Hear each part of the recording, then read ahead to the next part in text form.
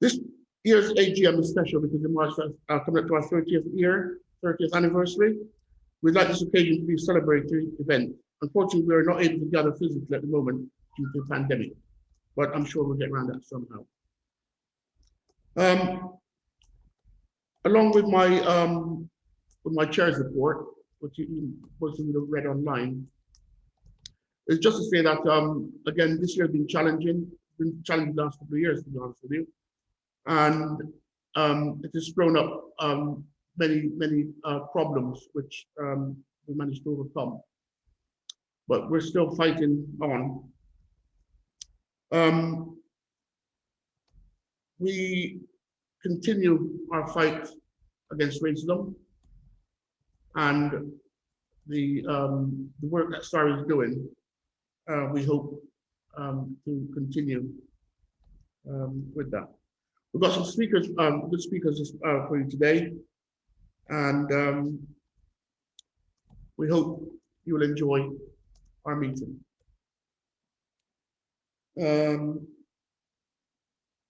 That's all I'm going to say really. I'll introduce them.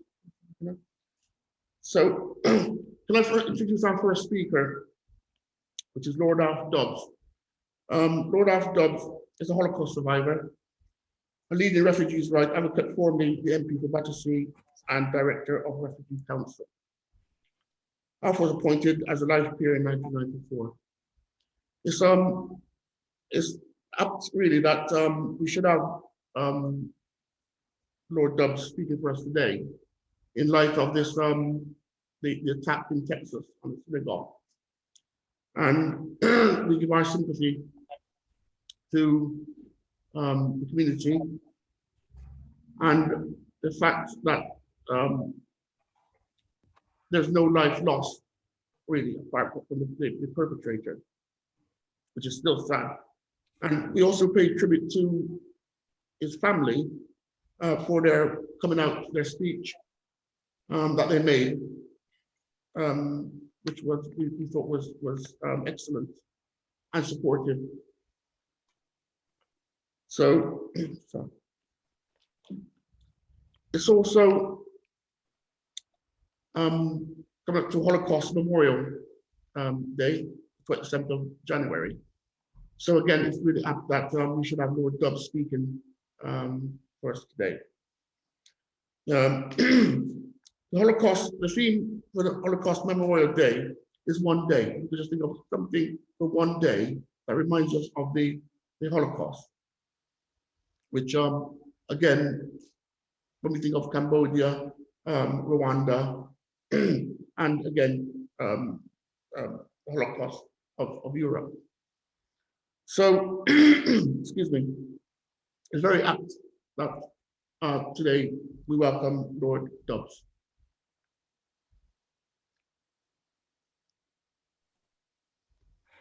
Right. Good morning. And first of all, thank you for inviting me. And secondly, congratulations on your 30th anniversary. I think it's about now your 30th anniversary. And if ever there was a need for the work you're doing and the campaign you're doing, it is now. Never more important. So all power to you in the future.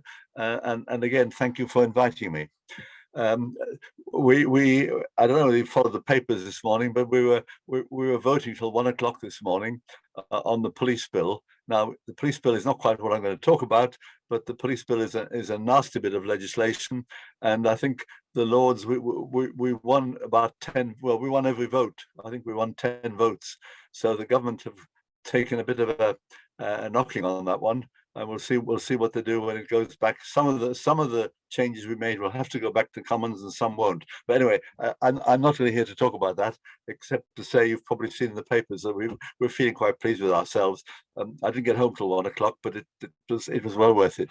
Okay, so I'd like to talk a little bit about the other bit of legislation that's in the pipeline. Again, it's past the Commons, and that is the Borders and Nationality Bill, because that is as unpleasant a bit of legislation as the police bill in its attack on human rights, attacks on individuals, in its racism implicit in the way it's being put forward. So let me just remind you where we are on that. It passed the Commons, unfortunately, we had our second reading debate, and we'll be going into committee towards the end of this month. And there are a number of serious criticisms that we have to make, and I'm sure you're aware of it, but I just useful to just run through them. First of all, one deeply unpleasant measure is the right of the government to take away anyone's citizenship, any naturalized person, even without telling them they've taken it away, done entirely secretly. And I think that probably, well, with a bit of luck, will defeat that as well. But it's a rather nasty bit of legislation, and it's sort of doing some more of what Windrush did, as far as I can tell. So we'll be debating that.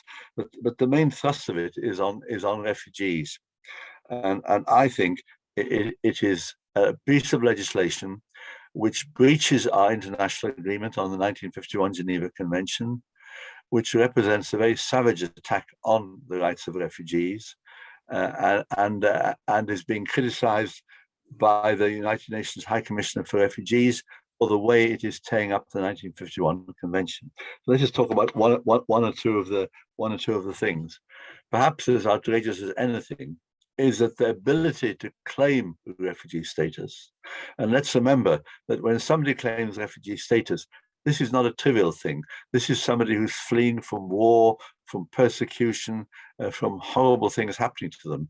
As we know, when we talk to some of the refugees who've reached here, the stories of some of the Syrians or the Afghans or people from the Horn of Africa are terrifying, and what they've been through.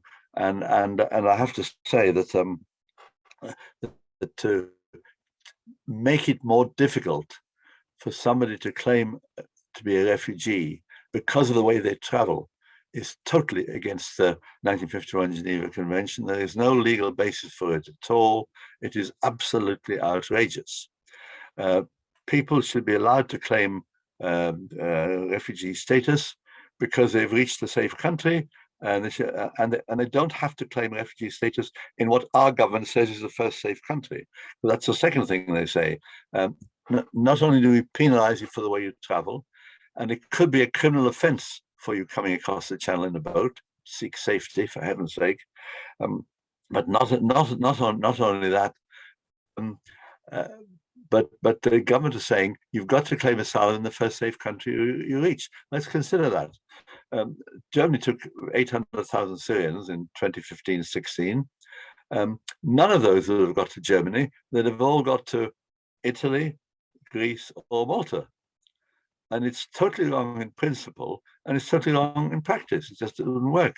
Our government seems to think they can do it. What's more, of course, if somebody comes to Britain from France, France will have not been the first safe country they've reached. So what are they supposed to do? Send them back another country till they send them back to where they came from to face more persecution? Absolutely unacceptable, completely wrong. So it's the method of travel is wrong, and claiming asylum in the first safe country, and then people are going to be penalised if they claim too late, if they don't get their documentation right. Well, again, if you're a refugee, you haven't necessarily got all your documentation, and that is pretty awful. And then let's talk about the people who've crossed the channel by boat. Now, the government has closed all the legal routes to safety. Let me go back a little bit, if I may. In 2016, I got an amendment through. Well, it's a long story. It didn't get through easily, but it got through in the end. And that amendment was to enable us to take unaccompanied child refugees who did not have family here. There was already, under the EU Dublin Treaty, a method by which a refugee child in one EU country could claim to join family, parents, brothers, and so on, siblings, in another EU country. So a Syrian boy in France could claim to join an uncle in Bristol, for example, or parents in Bristol. Well, that was passed in 2017. The government took it out in 2019, and they showed me they would continue to find ways for children to come to safety, but that hasn't happened. And by closing down all the legal routes to safety, the traffickers have a field day, because the people traffickers are a nasty group of people exploiting the situation, and as you know, making the lives of refugees dangerous. And we had the tragedy of 27 people drowning in the Channel just a few weeks ago. The traffickers are a nasty bunch of people. But if we close down all legal ways to safety, all legal routes to safety, then what does somebody do if they already got to the Calais area? What do they do? That's it's not surprising that people will choose in desperation any way of getting particularly to join their family, and yet that is something that the government have closed. I don't know whether any of you ever got to the jungle in Calais, but just tell you a little bit about it. The first time I went was before most of the jungle had been pulled down. I found it a deeply shocking experience. The conditions under which people, not only children, under which people were living, but equally their determination to find safety. And that was a real characteristic of the whole thing. There was a shopping street in the middle of the jungle. And in that shopping street, they had displays of tear gas canisters and rubber bullets. And I said, whatever are they for? And they said, well, the then French government, we're talking about 2016, wanted to clear half the camp, which they've done. They've cleared the whole lot now, but they cleared half the camp. And they used tear gas canisters and rubber bullets. I said, but why? How could they use these weapons on the refugees? I mean, what are we talking about? Shouldn't use them on anybody, but on refugees, awful. And they said, well, the then French government was very worried about the activities of the National Front in that part of Calais. And I said, well, and they wanted to show how tough they were. And I said, well, you don't defeat fascism by behaving like fascists. Well, that's just completely wrong. Anyway, they've now cleared the camp. And some of the refugees are having a bad time there. But I will pay a tribute to the fantastic volunteers who are working in the camps, working in Calais, many from this country, but not only from this country. Young people who've given up a year or two of their lives to work on the Greek islands and in the dreadful conditions in the camps there. And these are fantastic people who deserve a lot of credit and a lot of praise for having given up a year or two of their lives to work in very difficult conditions to support very, very vulnerable people indeed. I went to also before the pandemic. I went to Jordan. There's a very large refugee camp in Jordan, 70,000 people there. Physically, it's much better than the ones in Greece or Calais because Calais they're just sleeping under the trees now, under tarpaulins. But in Jordan, it's a proper prefabricated buildings. They've got water and electricity and sanitation and so on.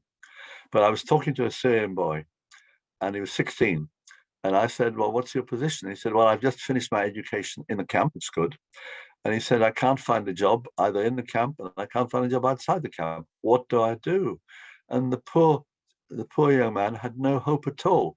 And it made me think that one of the things we need to do for refugees is to give them hope.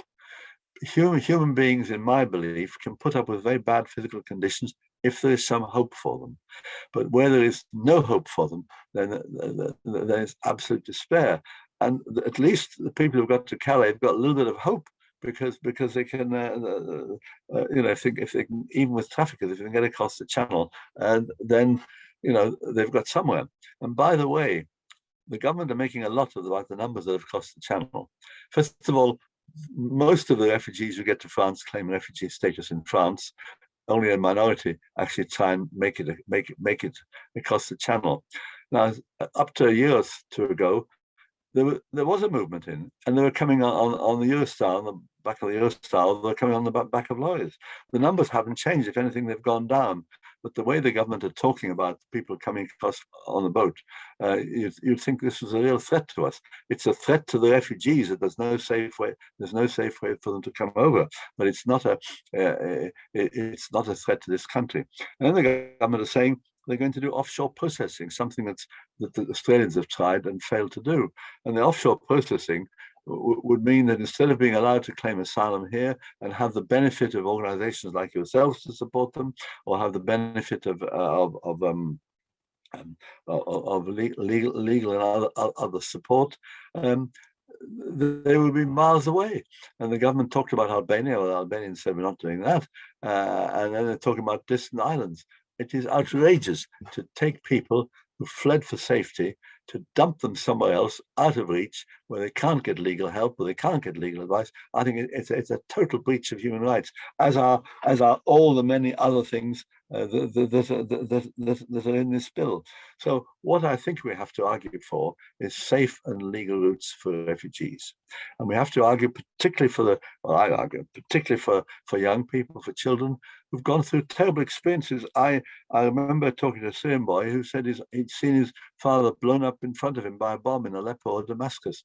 How can anybody get over a situation like that? How can any human being ever recover? It's unbelievable. And therefore the support we can give people and the help and so on, if they get to safety, is absolutely crucial. It's absolutely the least we can do in our local communities.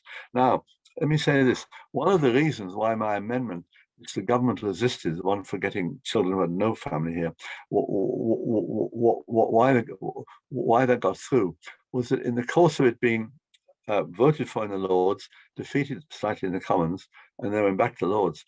And at that point, public opinion woke up.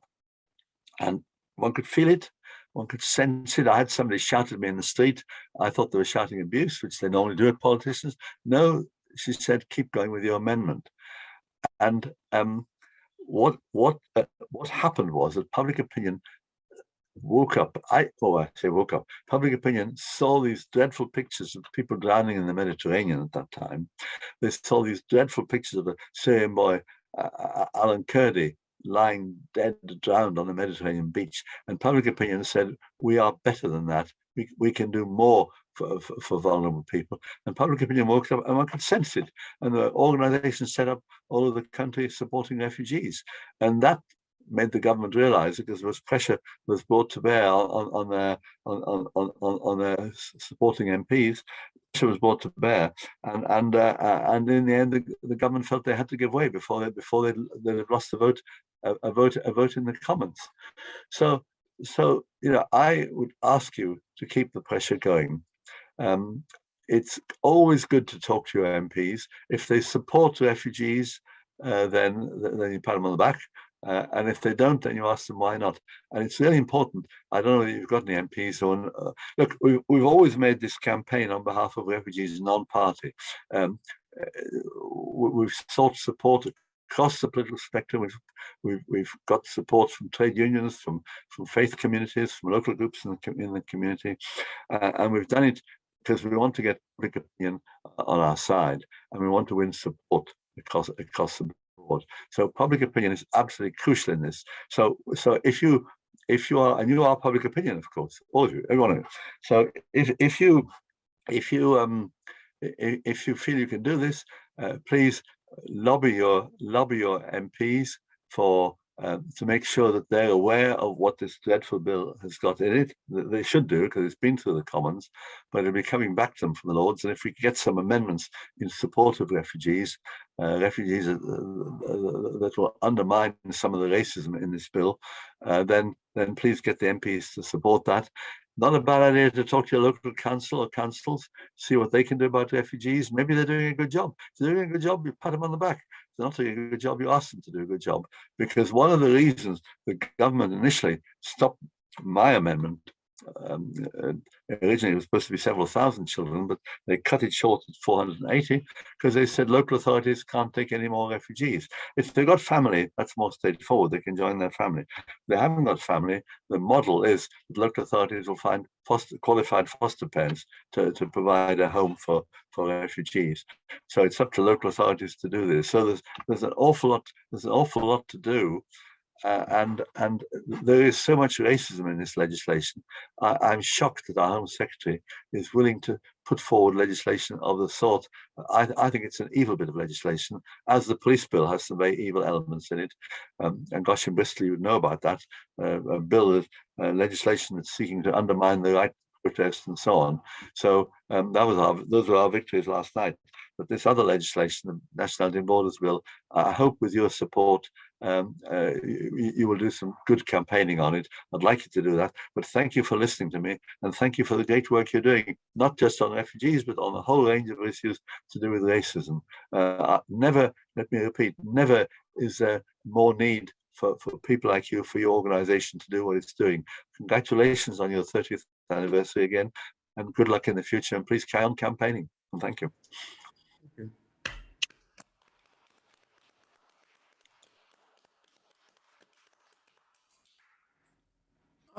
Thank you, Lord Dubs. That was very inspiring and very poignant. Are there any questions? Anyone want to ask Lord Dubs? I think you raised a lot of questions. That there's a lot of information that that Lord Dubs gave that we were not aware of, which is and the question I would ask is that you gave a lot of references of how we could help local authorities, our MPs, etc., etc. But what I'd like to ask is how we as a group, charity, sorry, how we can collectively get involved in this, and is that possible? Well, of course, if you're going to lobby MPs, you need to lobby MPs in the by a constituent living in the constituency, otherwise the MP will pass you on to somebody else. But equally, as an organisation, surely you could ask to meet some of the Bristol MPs, you could ask to meet some of the local councils and actually discuss with them what they're going to do about this legislation and what they're going to do to support refugees. I think you can make your voice heard. And after all, I'm sure many of you not only are active in SARI, but you're also active in other organizations.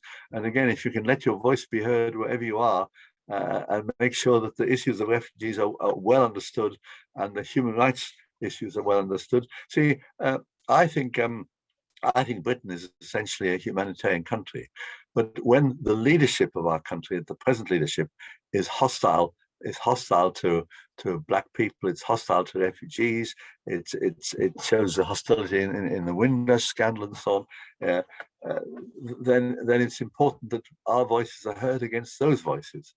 You know, unfortunately, across in some European countries, the far right have exploited the refugee situation.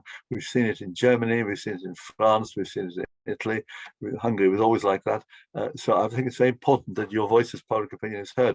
So as an organisation, why don't you ask to meet your MPs or meet your local councillors and discuss refugees with them and ask them what they're doing? That wouldn't be a bad thing either. Yes, that's excellent. It's a fine line, maybe that we try, because as a charity, we also have to be careful that we don't cross that line of politics. But the fact that SARI is dealing with racism and refugees' rights and so forth, I think it's perhaps something that we need to look into. Obviously, staying on the right side of the law, but I think it's something we need to look into. Yeah, well, could I say this? Yes, of course, you've got to be careful as a charity, but I think you're still, as an organisation, allowed to meet with local politicians and local MPs or local councillors and discuss with them the issues that affect you. I'd have thought that is quite reasonable. I hope I'm right in that. I hope I'm not getting into trouble by suggesting it. But there we go. Brilliant. Lord Dubs, thank you ever so much for your time, knowing how busy person you are and your agenda, your full agenda. We appreciate that you've given us the time to speak with us, and so we thank you very much. Okay, well, thank you, and thank you again for inviting me, and good luck in what what you're doing, and all part to your efforts. Okay, and thanks for. Excuse me, I've got to go to another meeting in a few minutes. So thank you very much indeed, and again, I appreciate having a chance to meet you. And have a good day. Thank you very much. Excellent. That was very informative. Excellent. Our next speaker that we're going to call on is Hau-Yu Tam. Hau-Yu Tam is the head of campaign at End Racism Against ESEA Communities. Now, ESEA is Racism Against East and Southeast Asia Community. That's what it's abbreviated for. We know since the pandemic, the Chinese community have come under attack. And and Asian people come under attack. And again, we at SARI, we work very closely with the Chinese community and South Asian community to tackle this racism that's suddenly sprung up. The Chinese community have always been a quieter community when they're dealing with racism, and we, over the years, we have struggled to bring or for the Chinese community to come into SARI with their complaint of racism or discrimination. But again, as I said, since the pandemic, we've seen an increase in the Chinese community coming into SARI with complaints of racism and attacks and so forth. So with this, I would say, Hau-Yu Tam, welcome. Hau-Yu Tam? Yeah. Hello, thank you for the introduction, and thank you so much for inviting EVR to speak. I'm not as confident as Lord Dubs can just roll off an amazing speech just off the cuff like that. So I have prepared some written words. So I hope you won't mind if I kind of look like I'm zoning off into space. It's because I'm reading intently and trying to calm my nerves. But just wanted to say thank you, Alex, Agnes, and all the SARI team for inviting me to speak today on your 30th anniversary. Congratulations. It is really an incredible achievement and testament to all the great work that you're doing. And as much as we say in this sector that we want to do ourselves out of a job, we know that it will not only take many generations, but many I guess centuries of this work. There'll always be a need and a place for this work, and as much as it's painful and as much as it's in many ways tragic, we have to continue fighting the hard fight. So I just wanted to say also it's amazing to be speaking alongside such estimable campaigners and witnesses to atrocities, but also to progressive change and solidarity, such as Lord Dubs, such as Felix and Manoel, who I think are also on the call as well. So fantastic local activists working across solidarity, working to augur solidarity across all borders. So EVR are a very young organisation. We're less than 2 years old in terms of the date of our first formation, and we're not quite yet a year old as a community interest company. So it is absolutely imperative that we engage in conversations with partners and as part of our coalition working, as well as with the public. And I've been so glad that SARI have been so welcoming and supportive, and also in terms of the things that you've shared with EVR, you've been very generous, and conversations are always very intellectually stimulating, which is really, really valuable. So I also wanted to say that I'm so glad that Lord Dubs immediately started us off talking about the Nationality and Borders Bill and the Policing Crime and Sentencing Bill, and all this work to oppose these bills and the ideologies underlying them are so important. EVR are organising in coalition against the Borders Bill especially, and being an advocacy organisation, we're participating in protests, joint letter actions, media activism, to declare that citizenship is a right and not a privilege, to declare that migrants and refugees are not only welcome, but they should always be embraced, that we are not, of course, second-class citizens, even though we're perpetually being treated as if we are, and that no human is illegal. No human is illegal, but these bills are. They're being challenged with legal action by multiple charities, and these bills are the ones which are actually ripping up international law and international human rights. So I just wanted to talk a little bit about EVR, which is short for End Violence and Racism Against East and Southeast Asian Communities. We shorten East and Southeast Asian as ESEA, so I'll use that acronym in the rest of my speech today. EVR are a grassroots anti-racism coalition group. We came together online to tackle racism and inequalities directed towards ESEA communities in the wake of the COVID pandemic. Back then, in early 2020, it has been reported in the media that hate crime against our communities was, it had risen by threefold in some regions and 21% in others. But the data was very patchy. But many of us, all of us actually knew reports of people or had experienced ourselves, people being targeted with verbal and physical abuse, ranging from young professionals to elderly people to frontline healthcare workers and business owners. So these reports, it was part and parcel of a wider climate of fear for all minoritized communities.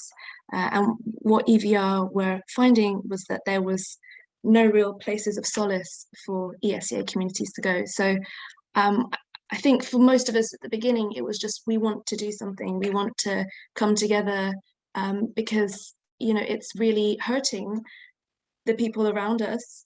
And we don't know what's coming next and we need to organize. So that's how we came together. I was brought in by a friend to the group and, you know, knew some of the people, but, you know, EVR is how we started to get to know each other a lot better. And about this patchy data that I just mentioned, I wanted to point to the EVR website, which might have been linked already in the chat, that we did a piece of research last autumn, which showed that reported anti-ESEA hate crime in all areas in the UK increased, nearly all areas in the UK increased for the whole of 2020. And in some regions like London, it went up by as much as 50%. And that's just on the reported level. We know that systematically, all minoritized communities underreport hate crime, sometimes for very good reasons, such as fearing that authorities will either re-victimize them, that they will be re-traumatized, or in some cases it's an issue of people's status and feeling that the police will turn them over to the authorities and they will be deported. So that's the research for 2020, and EVR are currently following up on the 2021 data. So please keep watching this space. Going back to 2020, just some more statistics and some more patterns. At one stage, Kanlungan, a charity which supports Filipino undocumented migrants, they produce data from their relationships with the community because they know the community very well. They've worked to build trust with those communities, and they actually showed that more Filipino healthcare workers were dying in the UK at one point than in the Philippines itself. So being the third most represented nationality in the NHS after Britons and Indians, there was a disproportionate figure of death toll among Filipino workers in the front lines and also in domestic spaces, due to that's domestic workspaces. And this was due to lack of PPE, poor public health management and advice, factors of institutional racism, which mean minoritized workers need to go into work more or they can't afford not to work. And as I mentioned earlier, fear of having their immigration status revoked under the inhumane, hostile environment we all live under.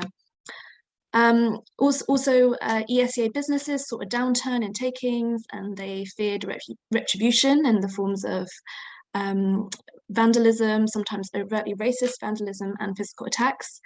There were reports of people being punched in the street in daylight, sometimes by quite large groups. In Dublin, a woman was racially abused and pushed into a river. And also in the summer of 2021, there was a spate of East and Southeast Asian women, mostly elderly, but there was one young woman and her baby. They went missing in the London and Southern England regions, and very sadly, a few of them turned out to have been murdered.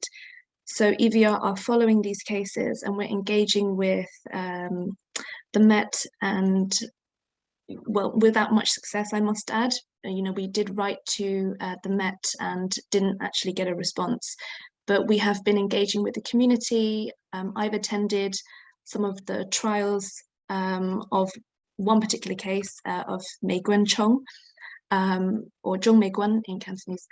And these are cases that we'll be following throughout 2022, very tricky and sad cases. So I spoke to an activist the other day who talked about anti-Asian racism as if it was an American problem. So as I've hopefully convinced you in the last few minutes, this is obviously not an American problem. It is global, and in the UK there are very few spaces for ESEA communities to turn to. I know that the language that Sari or other regions in the UK might use is Chinese, and East and Southeast Asian is a term that is still needs to be socialized. But at EVR, we're ESEA solidaristic or ESEA inclusive community group, and we serve those communities, and it's an ESEA-led organization as well. So it's important to us that our communities are served by, you know, people who look like us, and I'll talk a little bit later about, I guess, some of my personal journey as well. So more about EVR. We're at heart an advocacy and community building organization. We organize intersectionally to oppose not only hate crime, but to educate against, to learn to predict, and to prevent structural racism as it manifests against ESEA communities and minoritized communities in full solidarity. We critique and critically challenge authorities and institutions such as the central government and police, and there's many more that we could tackle. Of course, we also believe that the work of tackling racism is inescapably political, even though, of course, being a non-profit organization, and you know, a CIC is related to a charity, of course. We have to be careful, kind of how we design our messaging, and you know, how do we talk about the work we do, but we believe that all of the work that we're undertaking is we can't shy away from politics. So it's kind of like working in politics with a small p, if that can be said, but of course it's cross-party, as what Lord Dubs was saying. We have critical conversations as a community, or umbrella of communities, about who we are and what we do. And from the beginning, we have, as EVR, intervened using methods such as joint letter campaigns, media advocacy, writing reports and briefings, such as for the online safety bill. We submitted a report, a joint report to the Commission for, I think, is it the race equalities, which eventually was honoured, if you can so call it that, with the response from the Sewell report, which gaslit racialized and white communities everywhere as well, you know, into saying that the UK is a beacon for racial equality. EVR have also been involved in developing resources and capacity building for less well-funded ESEA orgs, particularly in the anti-racism space. Organizations which work to support migrants and refugees are systemically sort of underfunded, and if you're based outside of London, it seems to be quite a bit more difficult to secure funding as well. So we've worked to support organisations such as East and Southeast Asian Scotland, and Southeast and East Asian Centre, among many more in the future, we hope. In November, we also won an Ethnicity Award for the Community Initiative of the Year.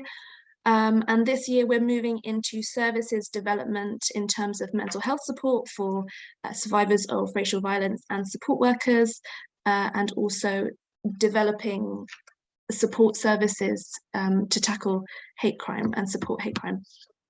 I'm just going to try and whiz through the rest because I think I'm taking up too much time. but I thought I could talk a little bit about my experiences of racism and injustice as well. So like many people of color, my experiences of racism in this country started early. I grew up in Kent. My parents and wider family are migrants of Chinese heritage from Hong Kong, Malaysia. And my first recollections of racism have been that they started in the classroom and playground, where I was the Oriental kid. And other instances that kind of broke into my consciousness at an early age was that local young people would sort of engage in petty pranks outside the takeaway, the fish and chip shop and takeaway that my family ran. And that was fine because at the time I felt very able to stand up to them.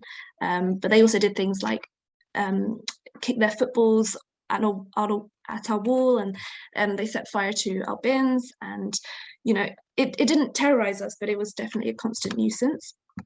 I did a TED talk when I was I think it was a few years ago, about growing up as a takeaway kid, and I framed these experiences as quite gentle, and I don't think I actually even used the term racism, because I felt very protected and safe at home, and I felt able to stand up against them. And I even considered myself superior to children quite a bit older than me, because unlike them, I thought I was behaving myself, but I realized that this was a function of now I realize this was a function of the model minority myth, which is propagated to drive a wedge between particularly Black and East Asian communities. So I did not frame these experiences as part and parcel of how racism works for a long time. And also, I guess my most lasting memories of abuse and violence came much later. We moved to London when I was 9 and my sister was 7. And our neighbours along the street, they were overtly racist. And I think at the time, because tensions at home were so high due to poor business, I was in an environment coming from nearly all white, middle class skewing Christian school. And here it was a primary school where nearly everyone was mixed, but everyone, or many people, just seemed to be so unhappy. And children were racialized and they were minoritized, and we did it to each other. So that was a really difficult time when I also learned how to hate, and it was difficult to, I think, come up from that. And I think a lot of that spurs the work that I do, even unconsciously, and even going on to a secondary school after that, which was equally mixed. That was amazing in terms of the teachers were great, many of them were great, and finding friendship and opportunities. But they're also learning about the dark side of an institution, which was homophobic, it was transphobic as well, very sex negative, ableist, and that was from the very top. So we were not always empowered, but we were put into boxes continuously. So I think this empowerment and this act of breaking the boxes is a big part of what animates the work that I do, and I know which animates the work that my colleagues do. I just wanted to close by saying I'm so grateful for the people at SARI. I'm so grateful for the multi-layered, patient and necessary work that you do to support communities suffering from racism and inequality. I'm proud that during a painful time, that solidarity among and with ESEA communities and organisation building and community development in ESEA spaces has been accelerated and here to stay.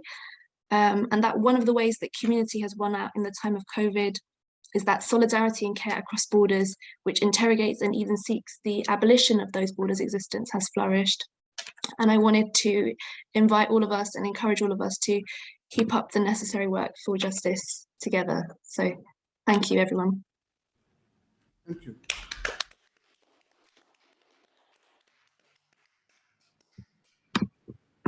Thank you. Again, are there any questions? Yes. The one question I would like to ask you, Hau-Yu, is: are there any links to Bristol? Where are you actually based? We're based in London, but my colleague Jasmine on the call is from Leicester, and we try to work across the UK as much as possible, but being most of us based in London, it's mostly of our links are in London. There's a small link to Bristol in terms of we have a board director who's based in Bristol, but not, we're still building that kind of connectivity. Excellent. Well, once again, it's very moving what you just spoke about, and we'll certainly, aim to support as much as possible, and certainly, more information that comes from this, and making more people aware of your organization and what you stand for. So thank you once again. Thank you for your time, and thank you for your comments and contribution. Excellent. Thank you very much. Before we go to the next speaker, before we go to the next speaker, I'd like to welcome our PCC, Mark Shelford. I know he's amongst us here. And I'd like to big him up, really, because Mark has been very, very supportive to SARI. He's helped with one of the worst cases that we've ever had in SARI was, if any of you guys can remember, last year, K-Dog, the young rapper that was deliberately knocked down up in Southmead and Warfield, which I think is still an ongoing case, is it not? So, Mark also has a new plan, which is consulting on the council tax. So Mark, welcome, and if you stand by, please, after the next speaker, then we'd love to hear from you. Okay. So the next speaker I'm going to ask, brilliant. The next speaker I'm going to ask is it was to be Felix Russell and Manoel Bolutife, but Felix is not here, unfortunately. So I'm going to ask our next speaker. These guys are photographers that captured the famous Colston statue top there. I'm sure you may have seen a lot of the photos going around, which is absolutely brilliant, very poignant and well taken. What was really good about it also was that they donated the profit from their pictures to SARI, which was very welcomed, and I thought was excellent. This again was during the George Floyd, in light of the George Floyd murder and the consequent Black Lives Matter march in Bristol, which again has still recently been in the news, with those guys or people being acquitted. So over to you, Manu, please. Awesome.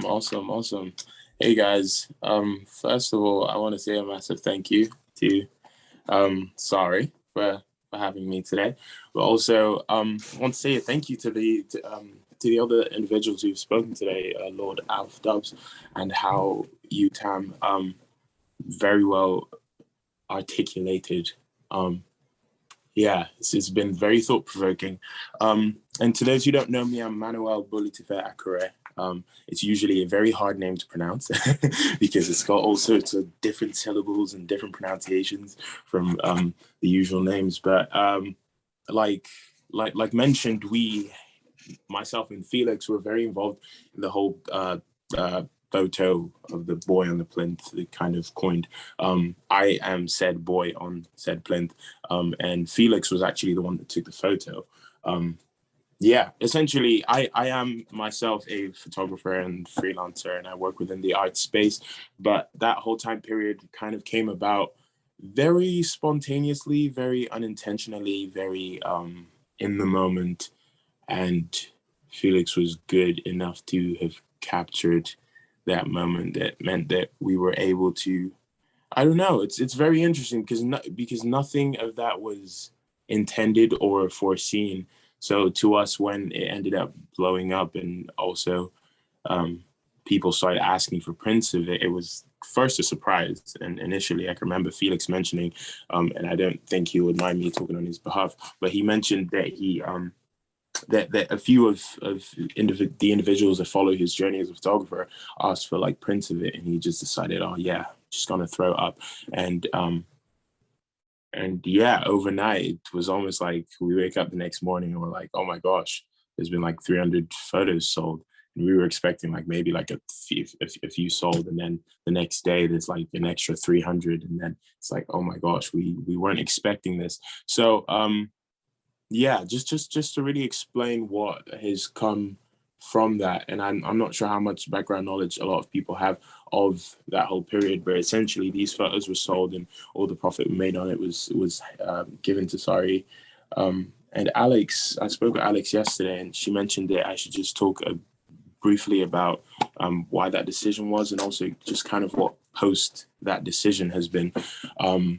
Really, the decision at the time was because it was such a eclectic moment. One, that whole thing was going on the side. I was dealing with a lot of mental challenges as far as like mental health issues. I was also in the process of like a creative and just general burnout due to the pandemic. So personally, I feel like it was a huge struggle to fully process what was going on in the moment.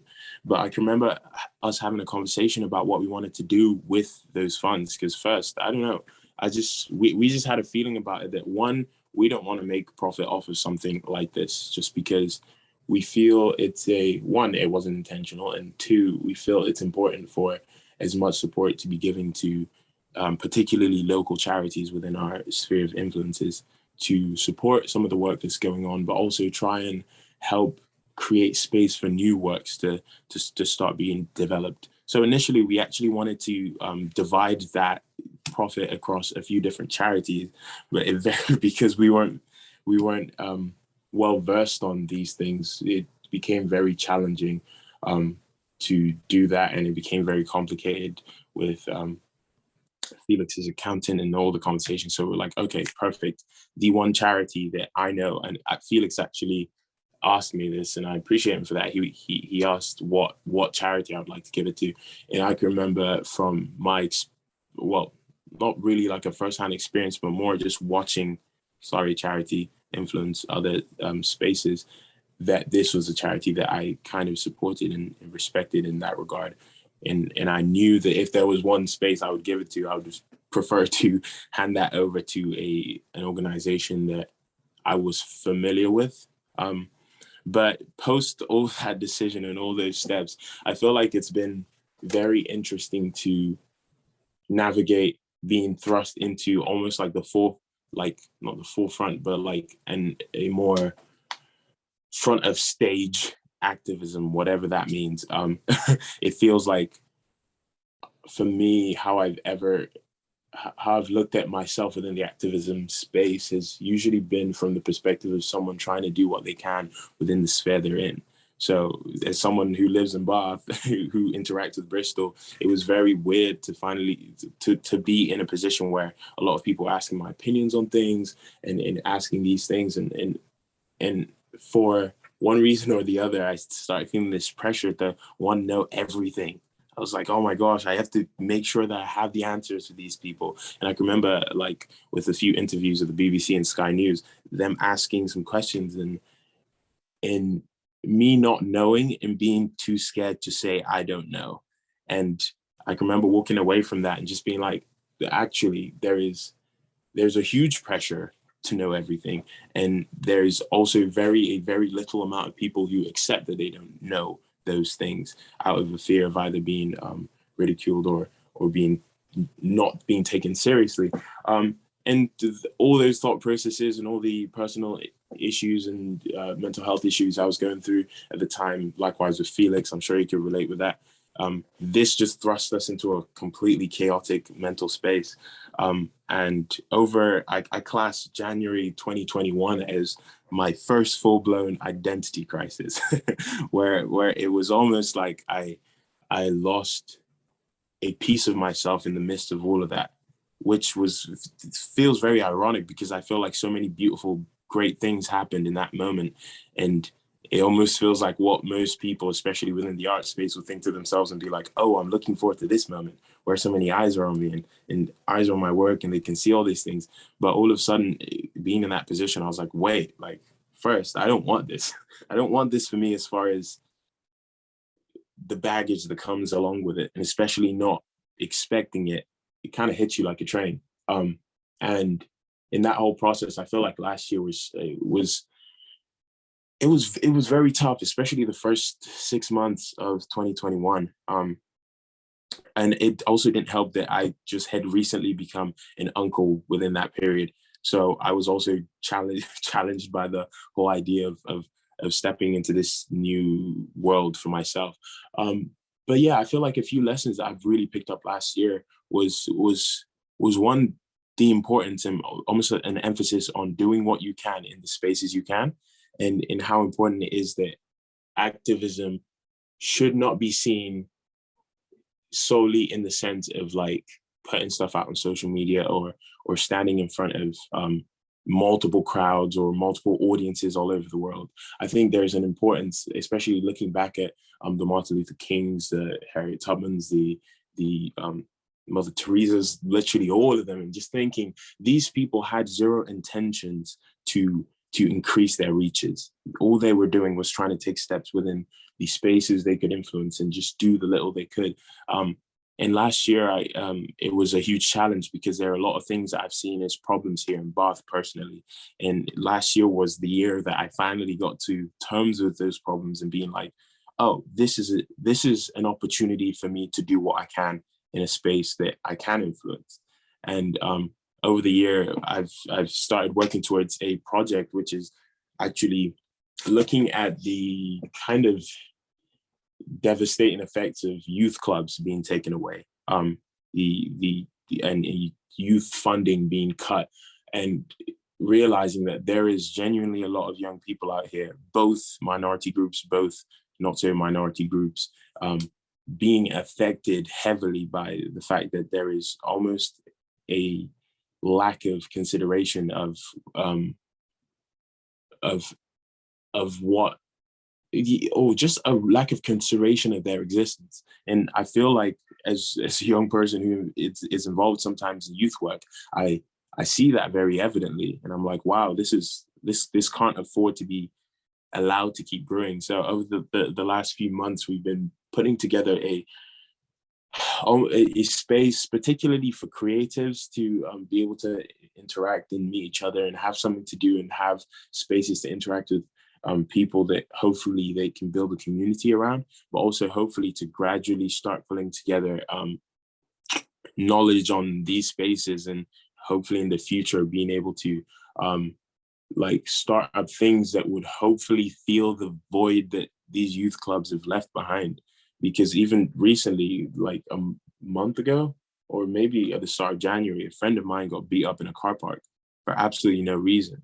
And I can remember just feeling like an unbelievable level of frustration at that. Just like, why? Like, why? And I can remember him describing it to me, and he was like, he can remember looking up and seeing this kid, and he was like, this kid couldn't have been more than like 13 years old. And it's weird because in that anger, I'm also like very torn, because I'm like, this kid really isn't given an option. He's essentially being alienated in a world that is so fast changing, so lost into this almost like technological advancement that we don't even know what the real effects on our young kids are, where we are being exposed to so much information and stimulated beyond what a lot of us can believe. And I feel like it's really damaging to young people to have all of that, but also not have some form of haven to go to. And why I feel to bring this up is I think it kind of also emphasizes the problems Sari is trying to solve, in the sense that I think every child is feeling the burn of this, but more so the minority, the kids in minority groups. And this is because in spaces like for instance, I can only use Bath as an example just because that's the landscape I'm familiar with. You have a city that has very little space for young people. So the only way young people can have options is if they had money. And if they had money, they could go to other places. They had options. They could interact with other spaces. They can meet people. Whereas we're looking at a space where it's giving little to no like attention to young people. And now we're looking at minority groups losing out more and more, or missing out on their potential, because I think that's absolutely huge. Like the amount of young people over this last year that I've had the blessing to like interact with, and just how much these kids are eager to learn, especially after so many months of being locked down. It's like their childhood is being stolen from them in front of us. So over this, I won't get too far into it, but over this last 6 months, I've been working really closely to try and figure out some funding, which has been an absolute struggle, but also to figure out ways to try and make solutions where we can, no matter how small it is, whether it's like shadowing that one young kid that wants to do photography or wants to do film, or is curious about business. Because after all, that's the only reason I'm where I am, is because, and like as far as with my work and freelancing, is because people looked at me when I had potential, and they were like, yes, we will take you under our wing, and I'll teach you what I know. So I feel like this last year has been an emphasis on that element of doing what you can. And I know it can be a cliche, but it's invaluable. And sometimes we don't know how far that could go. But looking at it in the grand scheme of things, I feel like it's very challenging to see hope. And I can remember Lord Alf Dubs mentioning that element of hope, where he was like, humans could live in dire situations. I can't remember how to put it, but essentially what I got from it is humans could be in very tough times and still be able to move forward with great zeal just because they have hope. And I know that for myself, because I've been a victim of this broken system that is the immigration system in the UK, or is the racial imbalance, or is the classist system. There's so many things that I've been a victim to as a person, but the only reason that I personally feel like I could have seen some form of light or seen some form of way forward was just one, I think there's the will element, which I think a lot of people have, but I think there's the opportunity element. Just knowing that there could be opportunities created for you is enough to give you hope that it's possible. It is possible for the kid growing up in a in a council flat to make his dreams a reality. I think all those things are possible, and we need to be able to create a space that in a sense, I feel like I'm preaching to the choir, but I feel like we all understand this, but I just feel a necessary impulse to express this, that we do need to create these spaces for these young people. We do need to at least give them, no matter what form of hope that is. Because after all, we don't know how long these things we're doing is going to take. We don't know how long it's going to take for the government and the political landscape to wake up and realize that it's not about them. It's not about their pockets. That who cares if they're getting whatever benefits? Like, who cares? Like, there are so many people out there that are struggling to make ends meet. There's so many people that are struggling to just have their voices heard or be seen. So I feel like we're in a time period at the moment that we don't know any dates. It feels hard to call for hope in a moment where we feel stuck, to be very honest. But I feel like there is a huge level of attention that needs to be given to young people, because I like a lot of people have said in the past, where it's like, I feel like young people and the kids of nowadays, like one of the most effective ways of fixing some of these problems is starting with them. It's like, because there is the adult that has lived in a broken society for years who struggles to even fathom any other way of being, whereas there's a kid that is breaking right in front of us. So I can't even remember where I was trying to go with this, but so over this last few 6 months, I feel like I've just been energized, charged, and just feeling ready to approach a new year of trying to do new things and trying to do work where work needs to be done. And after all, I can remember stepping away from the whole protesting, because I feel like I almost have like PTSD to it now.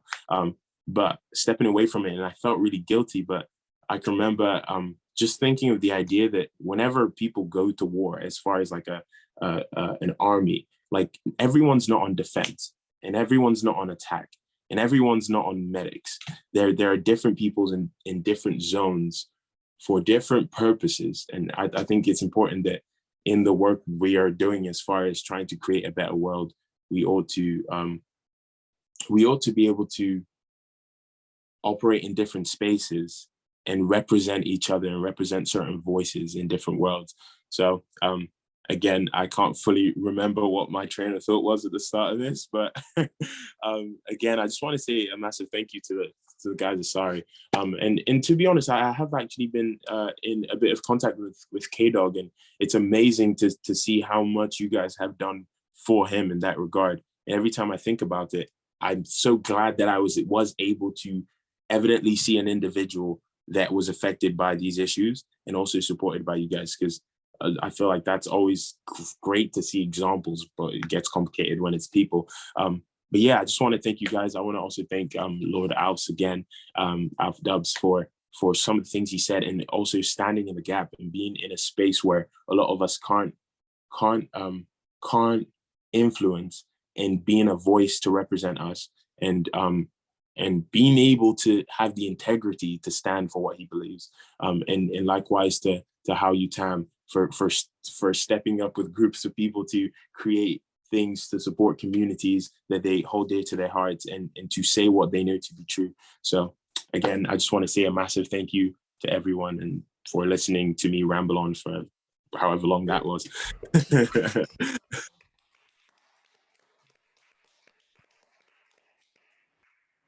Thank you, Manu. I wouldn't say it was rambling. There was a lot of learning and thinking in what you said. The things that you highlighted is really, really good. So thank you so much for that contribution.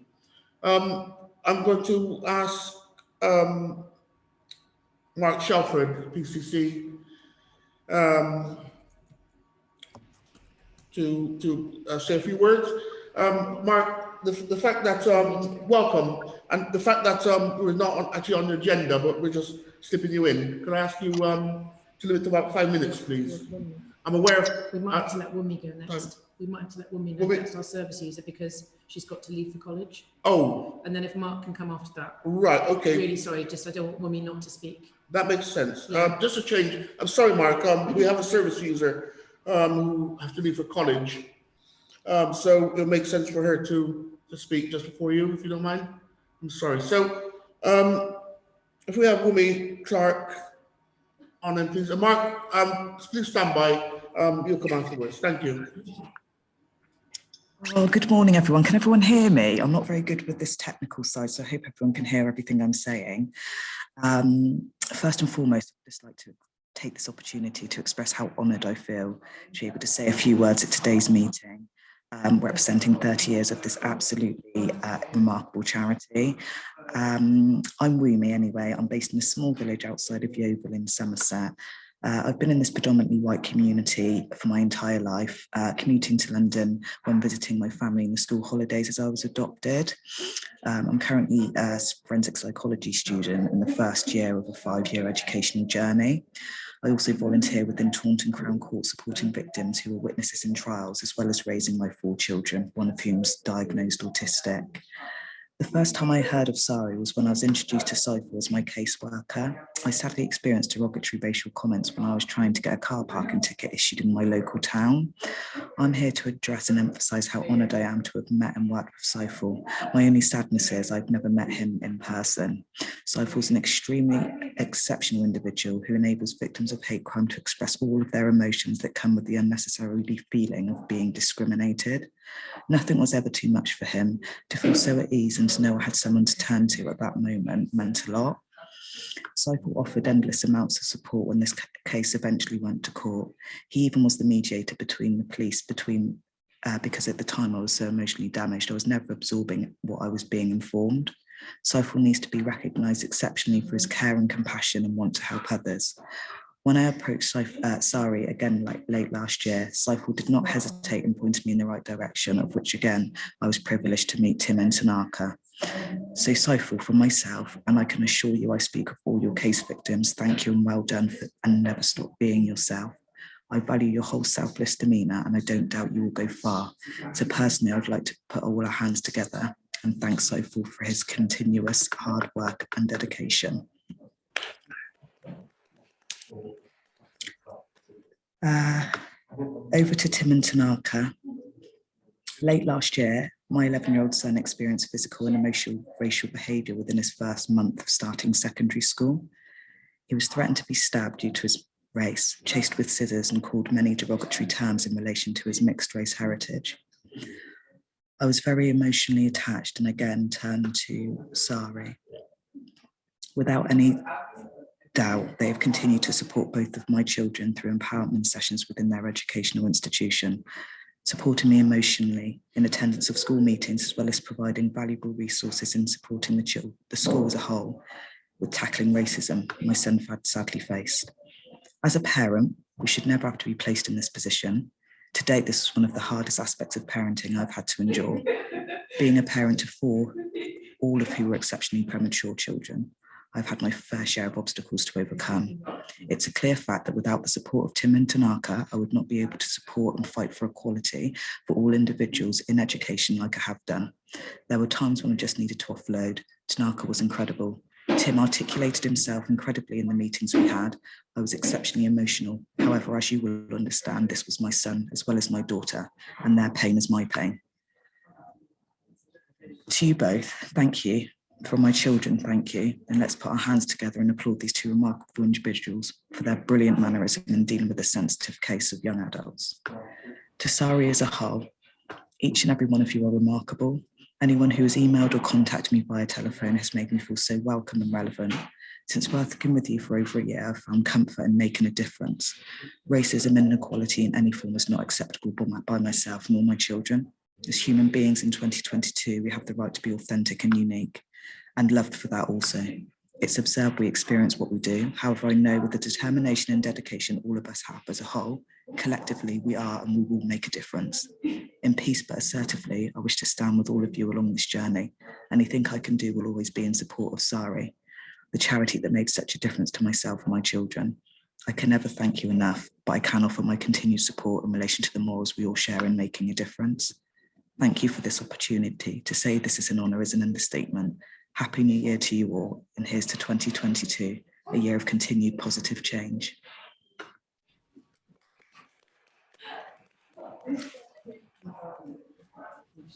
Thank you, Wunmi.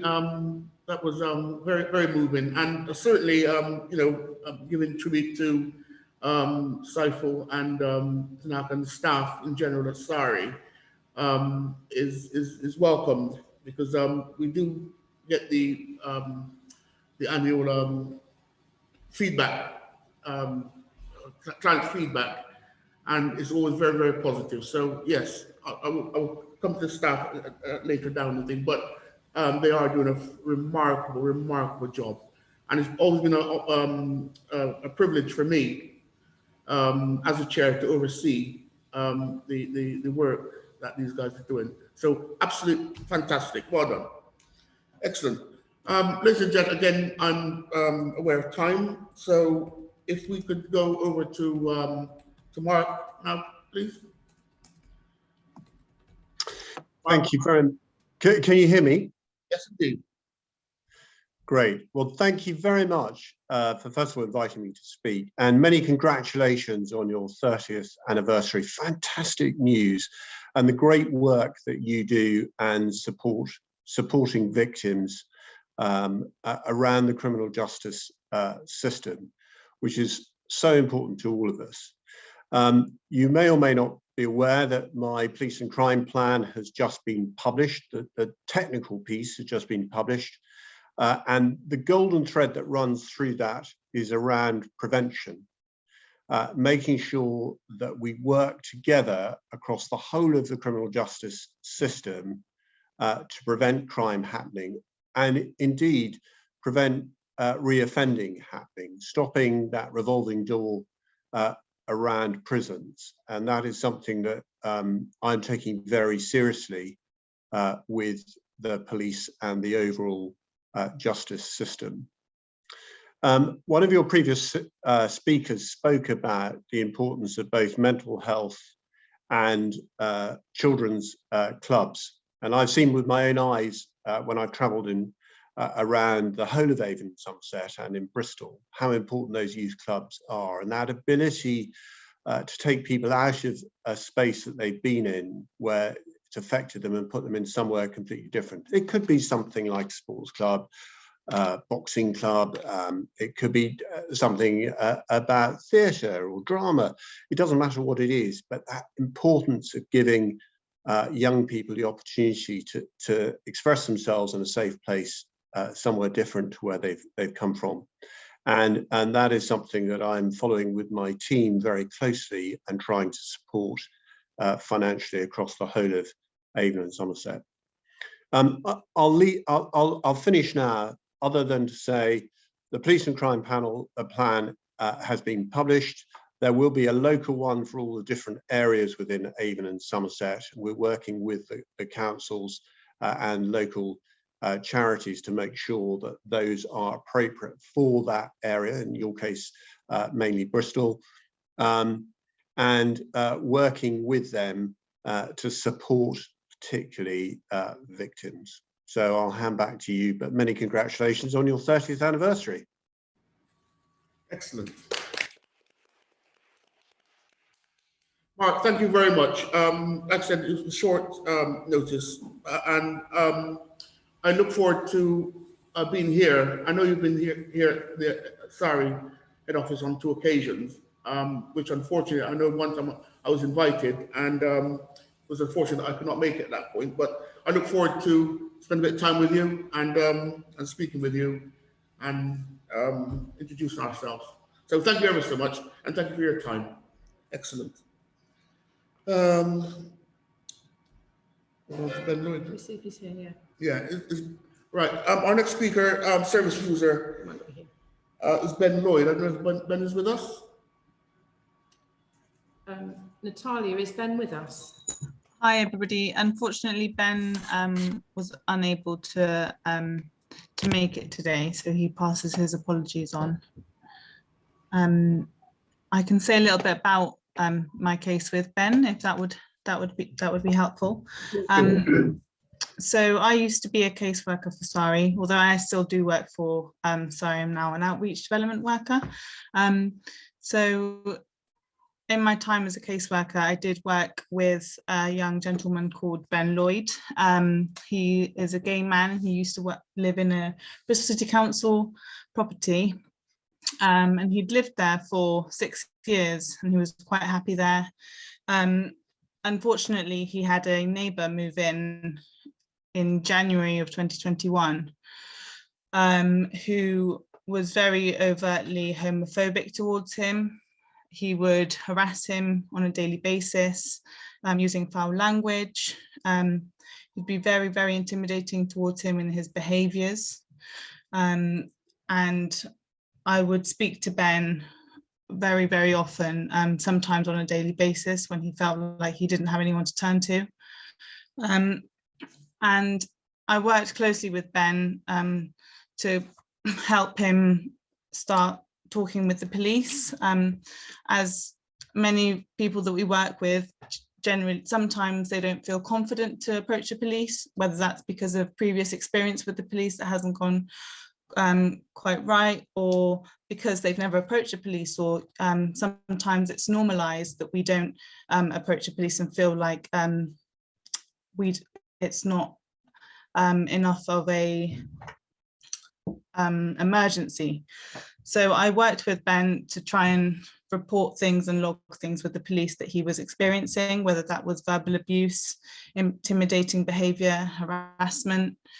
And we had multiple multi-agency meetings with the police, his housing officer from Bristol City Council, the mental health support services that Ben was engaging with. And we worked together to be able to, in the end, do what Ben wanted, and that was for him to move. Although we were in support of trying to work together to move the perpetrator, in the end, Ben, what he wanted to do was move accommodation.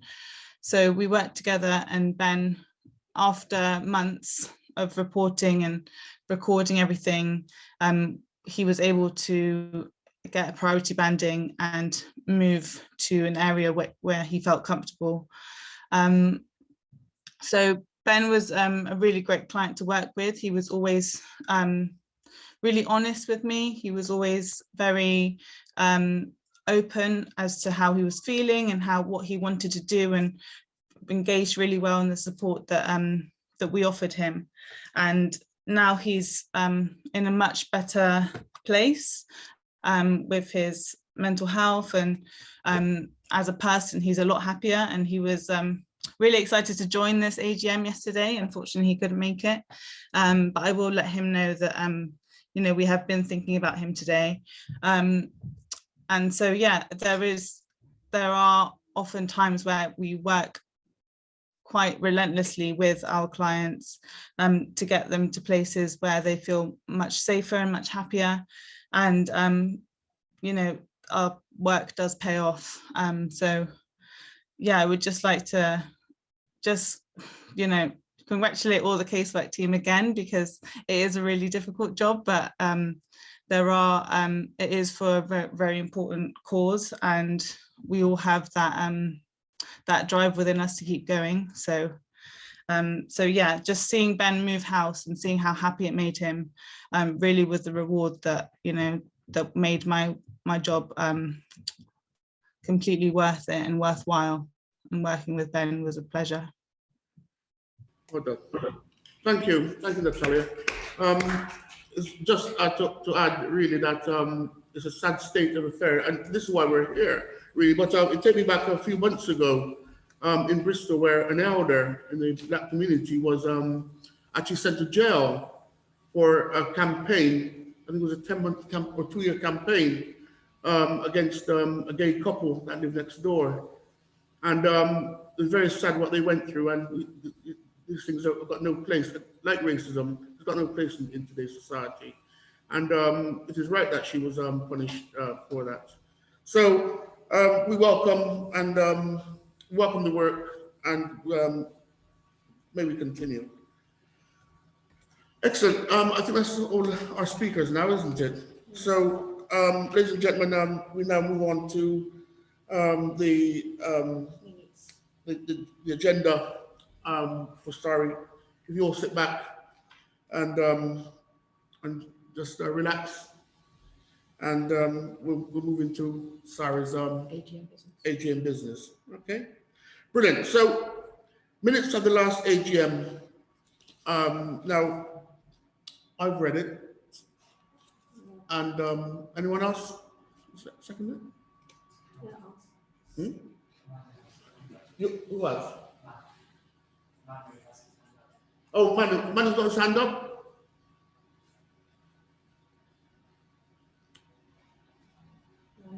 So, is Manu going to second it? Is it?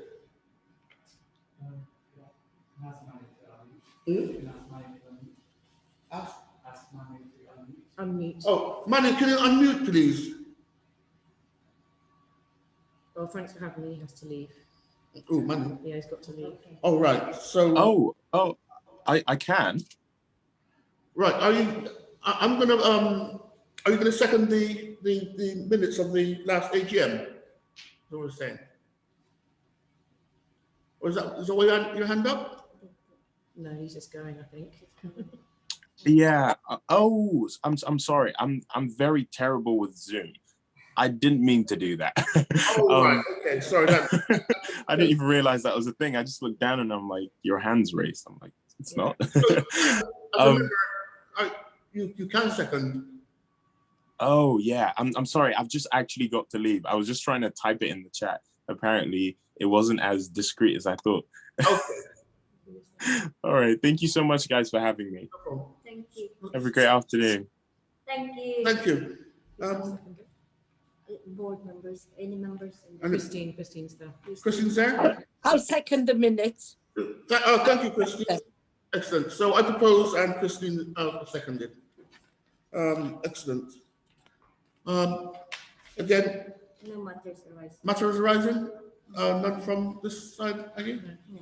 No matters arising. Okay, brilliant.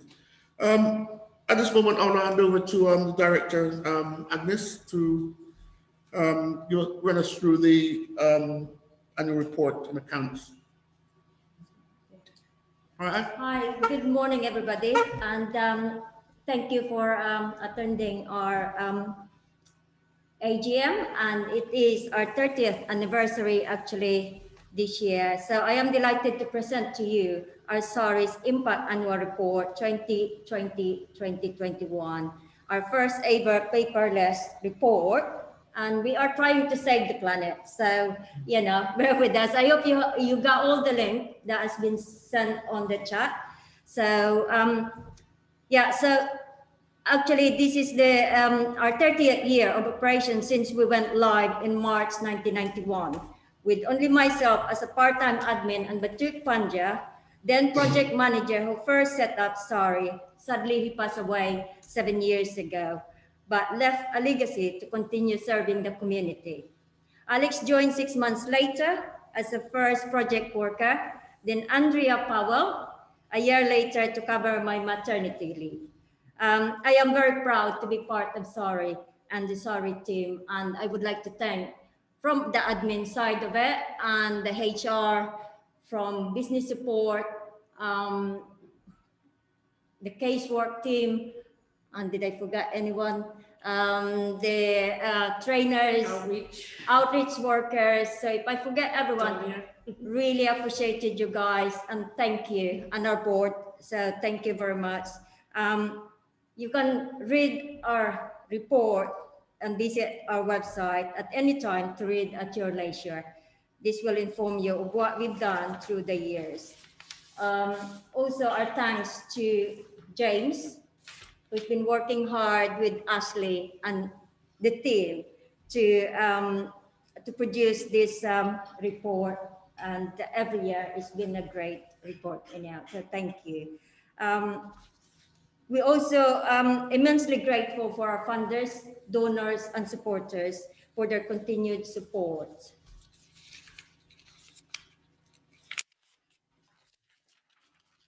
I'm just reading it because I'm not as eloquent a speaker as myself. So without their support, we are unable to continue the work we are doing. And of course, for those brave people who have come forward as our clients and allowing us to fight on their behalf. So thank you. And we have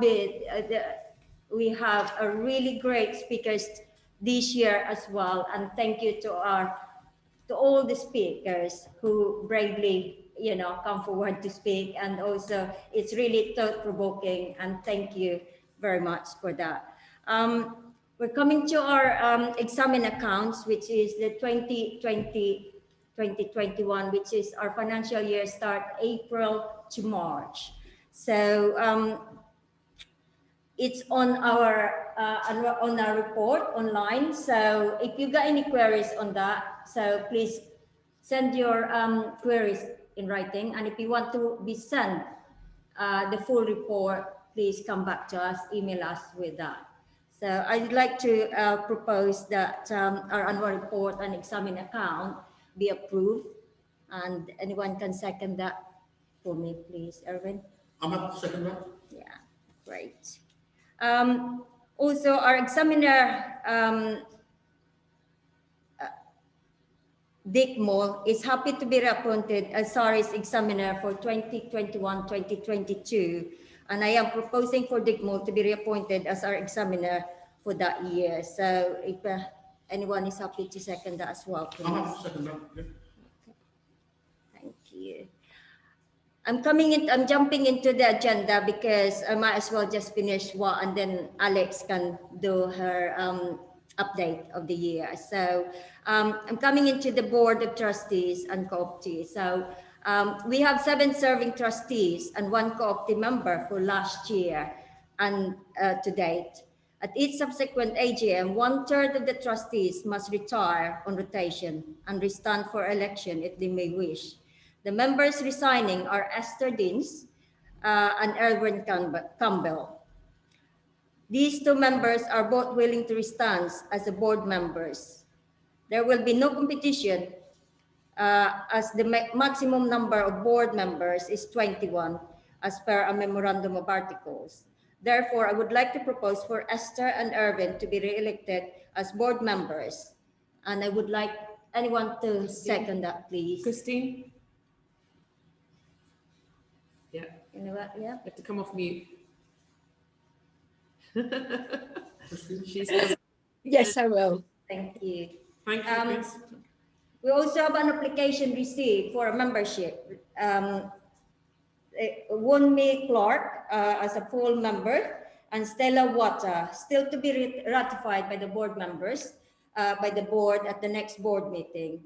And Vishal Mall, and it's already been ratified last year at the board meeting. So, you know, welcome as a member. Vish, you can wave. All right. Yeah, over to Alex now. Thank you very much, and have a good day. Thank you, Aggie. Thanks, Ag. I think you are a very accomplished speaker. Hand over to our Director Strategic. Right, hello everyone. Don't worry, we're nearly there now. We might even make time, Irvin, you never know. Indeed. So I've been tasked with doing a bit of an update, and there is no better way to update you than to share our annual report, which we should probably, James, you should look at, people should be able to see you on the camera really, the amount of work you've put into this. He's hiding in the background along with a few other people here. But I'm going to share it with you because it's a great way to update you on all of our work. Let me just try and find it. There we go. Hopefully, can you all see that? Yes, looks like we can all see it. So we've got, this is our first online annual report. We've just, Ashley Peaver has also been supporting us, and Sari's really notched up in its kind of technical abilities and skills to a level that I don't think any of us can quite believe, really. That's the other thing about getting to 30 years and having to go online with COVID. It's brought a few unexpected, you know, opportunities, I suppose. And James is just, honestly, I think we, with Ashley, it really is a huge round of applause from us because I don't think any of us could have done this. But this, so I'm going to show it to you because we really do want all of you to check it out because you know, this is trying to make it as accessible as possible to everyone. We've got our lovely chair's report here. So he's shared quite a lot of what he wanted to say already today, but it does give you a little bit of background and your priorities that you wanted to share with everybody as well, including, you know, the fact that Irvin himself's been with us 23 years and was a service user. It's really important to Sari that people who go through our service become our members and then end up hopefully being our bosses, because we're here, that's, you know, who we're here for. So that's Irvin's report. Myself and Agnes, we've done a report, and basically, I think the main things we've been talking about this year is, yeah, we're actually now in our 31st year, and it's been a really poignant year for us. To be honest, it's going to go down in history, along with a few other years along the way. I cannot believe how the last year or two has exposed inequalities. I don't think anyone could have predicted the pandemic. Maybe we should have done. And no one could predict the impact it's had. I think it's definitely put an absolute magnifying glass on the disproportionality out there. I think it's shown the disproportionality of health outcomes. It's shown, we know that many more Black and minority ethnic people have died or had serious outcomes. Poorer people, disabled people, those working in frontline occupations have faced higher mortality rates. And to such an extent, no one could ignore it. No one could brush it under the carpet. And I think also it's exposed to all of us the importance of our frontline services. You know, our NHS, our police officers, our mental health workers, our homelessness workers, all those people out there, social workers, teachers, who've had to keep going and put themselves at risk. And I think even Sari, we've been recognised as well to some extent, along with other voluntary organisations, because we've all had to keep going. You can't stop the work we're doing because of the pandemic, and we still have to see people face to face. Then we had George Floyd.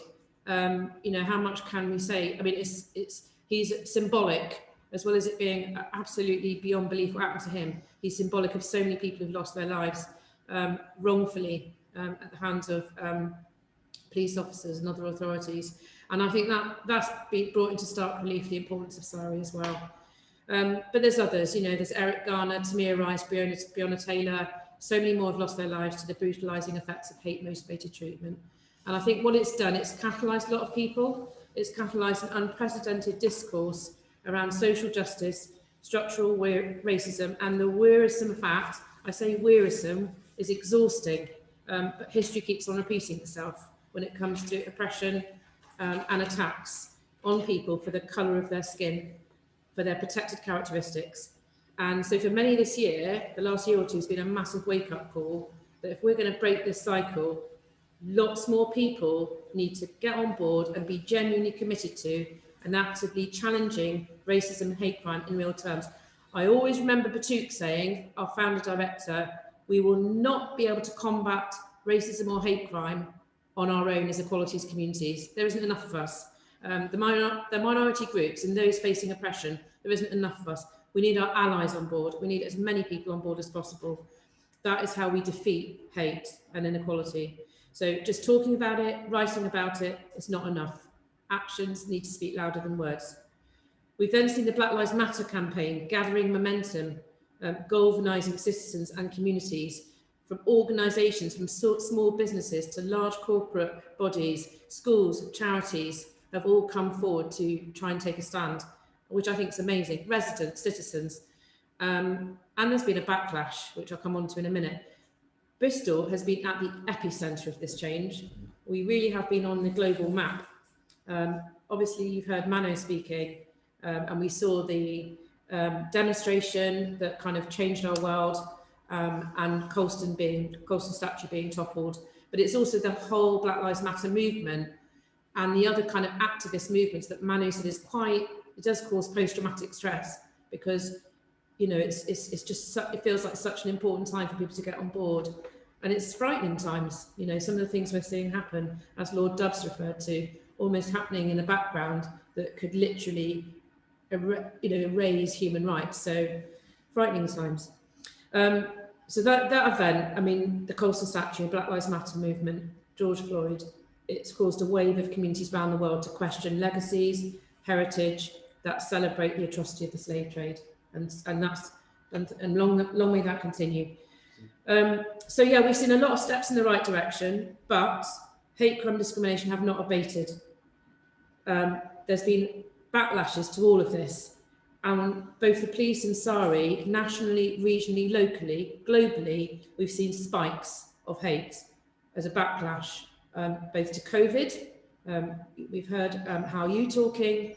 We've seen a big backlash on our Chinese, East Asian, Southeast Asian communities. We've seen a backlash on disabled people, LGBTQ plus people. We've seen a huge backlash of racist attacks, so they're higher than ever, as a sort of backlash to Black Lives Matter. We've seen loads of cases in schools. Sorry, can't keep up with it.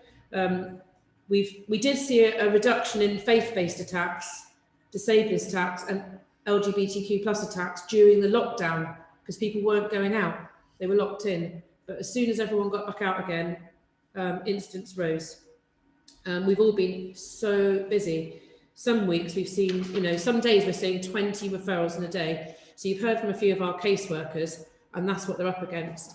This year we had to actually open our first waiting list ever, because we didn't know what else to do to try and look after our team so they could cope with what was happening. So I think also, as Aggie said, we have had a lot of donations and support this year, unprecedented, and we just hope it's not in a way short term, that there's support for our sector. We are so grateful to every donation, from pennies to thousands of pounds. It means Sari can work without our hands tied behind our backs, to make the difference on behalf of our service users, the way our service users want us to. It's given us real freedom to look at where we put our resources and to do more. We've got a dedicated LGBTQ plus worker, so Izzy's here. Izzy, shake your hand, wave your hand, which is coming out of donations. We're putting resources into our training and education and development work. but also other funders as well. You know, National Lottery Community Fund came on board again for another 5 years. That is amazing. It's allowed us to do more outreach and development work across Baines, North Somerset and Somerset, and to keep the casework service there, because without them, we couldn't deliver it. Bristol City Council have funded, of course, we have to put in big applications for all these things, so we don't get it without a lot of competition, but Bristol City Council have funded us again with their impact fund for another 4 years to carry on with our amazing collaboration, Bristol Hate Crime and Discrimination Services, with our partners from Brandon Trust, Bristol Mind, the Law Centre, Resolve West and Off the Record. So yeah, it's been an unbelievable year, 24/7. So just flicking through the annual report again, you can scroll down and James has put together this amazing timeline of SARI and all the things that have happened, well, not all of them, just a few of the things that have happened over the 30 years. We had quite a lot of debates over what we put into the 30-year line and what we didn't. We've got the beginning, which Aggie shared a bit with you just now, you know, how SARI set up. Only 2 years after we went live, Stephen Lawrence was murdered, and we still probably talk about nearly every day that SARI is working. I think his name will be on our lips. Changed the face of legislation and of dealing with hate crime. Over the years, we've expanded and moved, starting out in the Coach House, which has now gone back to its roots. It's got Black Southwest Network looking after it now, which is very exciting. But SARI started its life out in there, in a little tiny office. And then in '94, I don't know how many people will remember here, Marlon Thomas being attacked on the Downs, and he's still alive, but in a permanent, he's mortally disabled. His family continued to love him, to support him around the clock. You know, another atrocious outcome from a horrific hate crime that happened on the Downs in a fairground. Youngest child attacked that day was 2 years old, but Marlon was the one whose life was changed forever with his injuries. Education, we've always done it, but it was National Lottery that funded us in '96 for our first education worker. And ever since, we've been battling away to try and do whatever we can with schools, education to make a difference. It's what our clients tell us they want us to do. And we still want to do more there, so watch this space. Oh.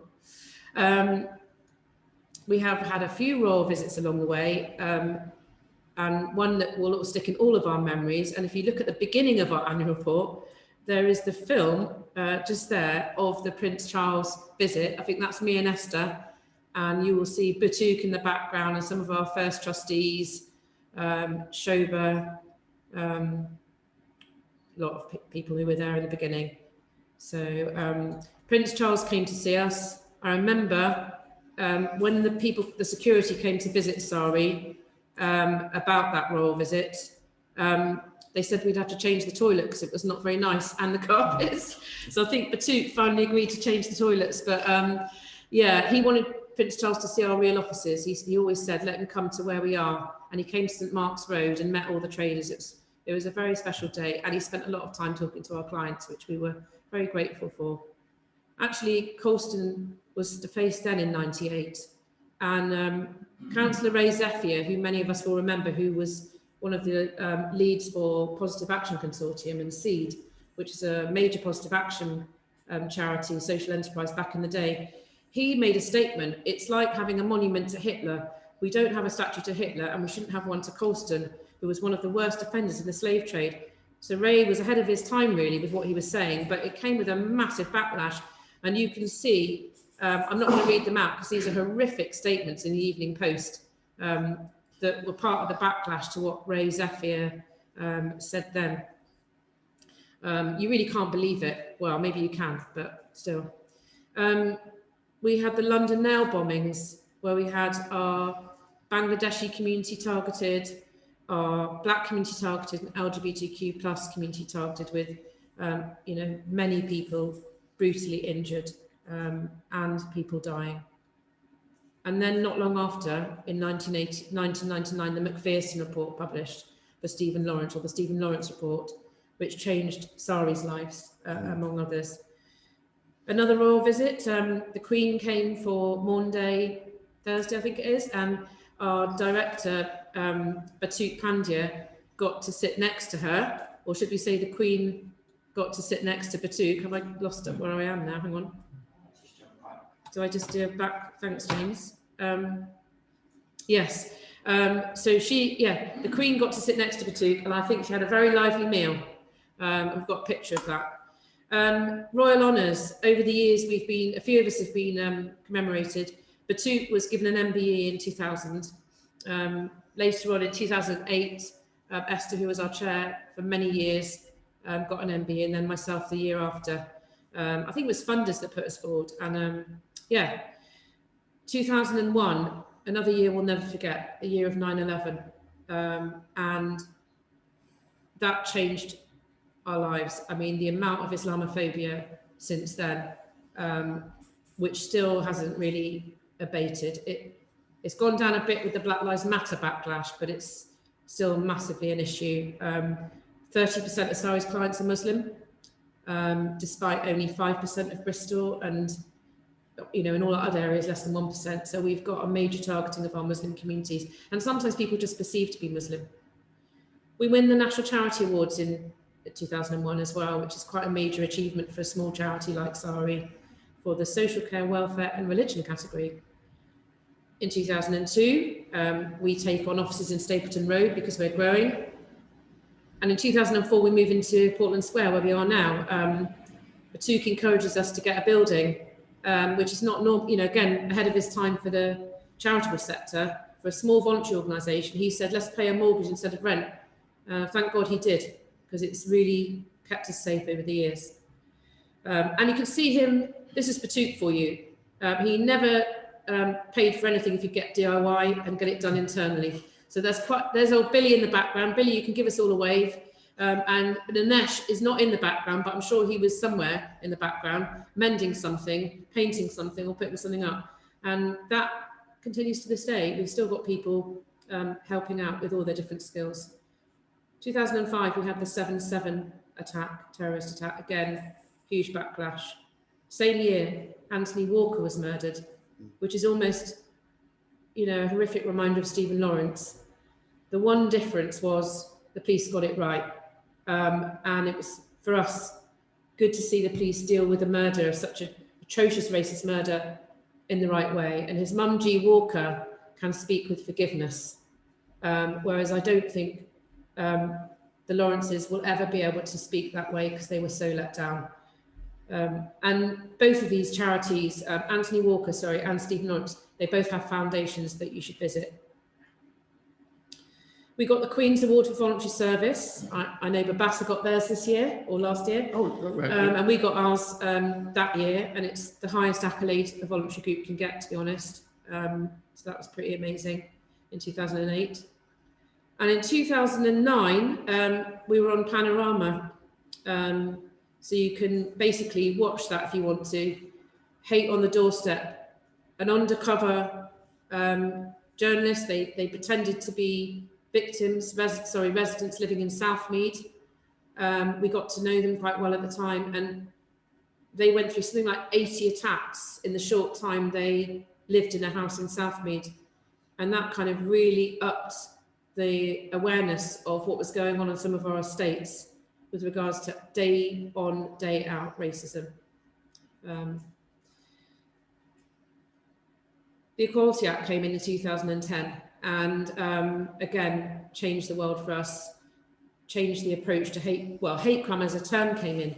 That wasn't around before. It used to be racist attack or disableist attack or homophobic attack, but hate crime came in and a single equality approach came in. I haven't got time to go into all the details, but again, major change that actually led to Sari changing our charitable objectives, widening them to support all victims of all types of hate crime, and our name changed from Support Against Racist Incidents to Stand Against Racism and Inequality, and it allowed us to get grant funding for all types of hate crime with our collaboration that you'll know about in Bristol. 2011, Winterbourne View, horrific, that's disability hate at its highest level. Hate crime, again, really brought to the fore what's happening to disabled people where they do not have the power to speak out. Bijan Ibrahimi, Bristol's first known anyway in recent times racist murder, and we've spoken to you about that many times before. We've only closed the case last year, so you can see how many years we worked with the family, 8 years, and we remain friends with the family and will do for as long as I'm here, that's for sure, because you can't, you become so close through these experiences. And in that year as well, in 2013, Bristol Hate Crime Services is born, now Bristol Hate Crime and Discrimination Services, with our partners in Bristol.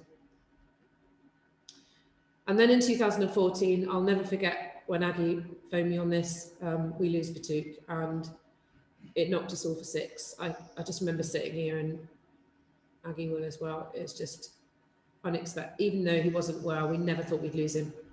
And basically a light went out, and well, I still hear his voice most days. I think we all do, especially when I'm doing things he wouldn't like. He would have given me a few words to say. So his plaque is put out, very rare for a blue plaque to be awarded so fast after someone's passed away, but I think that was there within months or a year, Then Brexit. Need I say more about Brexit? Huge spike in attacks, and we're still living from the reverberations of that when it comes to hate crime. Another racist murder, Kamal Ahmed Ali, of an asylum seeker in supported living. And we've just finished supporting the family, although again, we'll always stay in touch, and secured a lot of learning from that case, as we did with Bijan, and mediation and settlement. And the family gave all of their settlement to charity, because they don't want any of it. They just wanted learning. Raz Judah was tasered in the same year, 2016. It was a busy year for us that year. And again, we supported Judah to get the learning he wanted out of what happened to him when he was wrongfully tasered by our constabulary.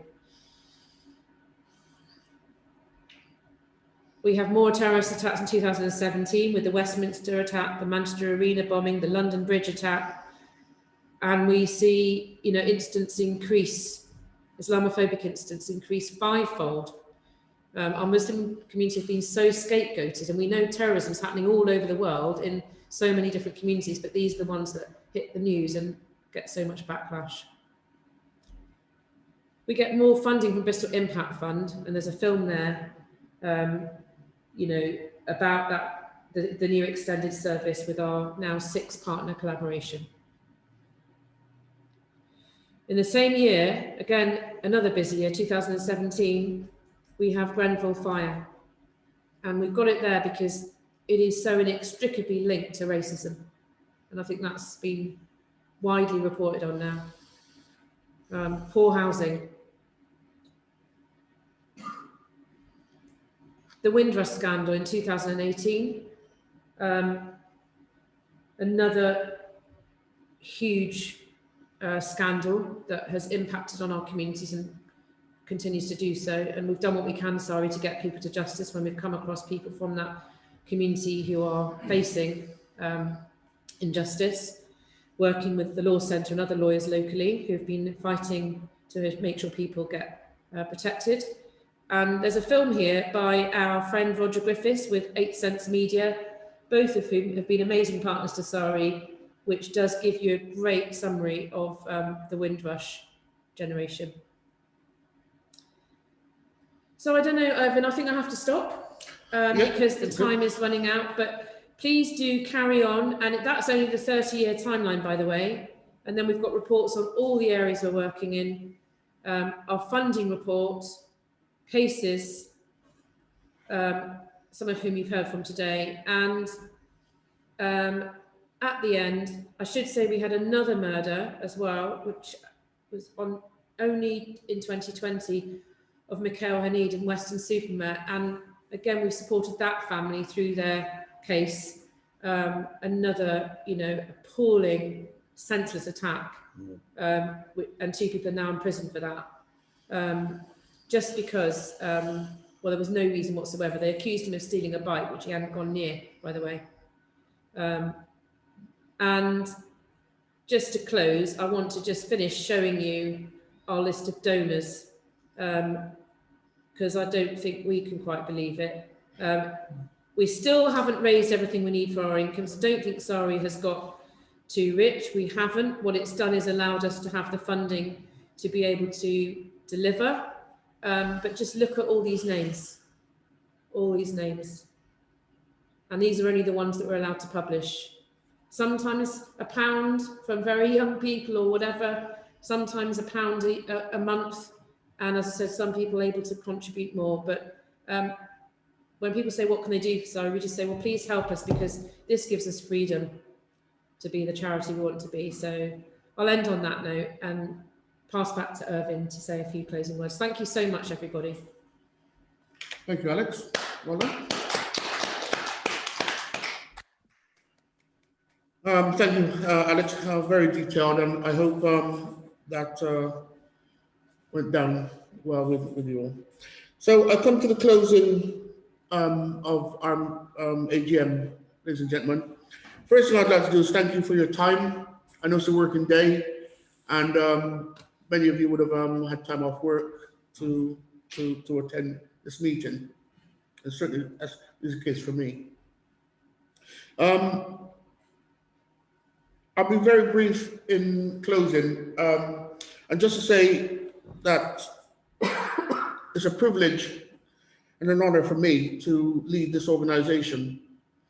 As Alex mentioned earlier on, I started with SARI as a client, a victim of racism, and joined SARI on my 23-year journey.